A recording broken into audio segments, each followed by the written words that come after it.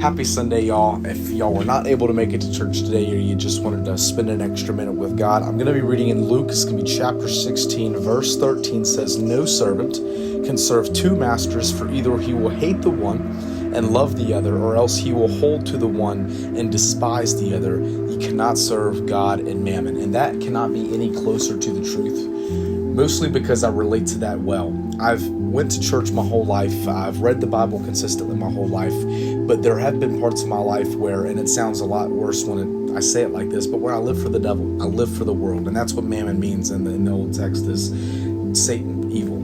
And one of the biggest things I think that you have to learn, and it says it in the Bible, is that sin is only good for a season. And the way that you do one thing is the way that you do everything. So when I am constantly picking between two sides, I'm constantly going to be picking between two sides everything else in life, right? Not that you're exactly going to do this, but the reason why when you're with a woman, you can't have a side piece, bro. And if you do, it doesn't work out. It never ends up working out. They would either rather you be fully with them or not with them at all, right? And it's the same thing with God. He says he doesn't want you to ride the fence. He hates you to be lukewarm. He'd rather you be hot or cold. He'd rather you fully be with him or fully live for the world.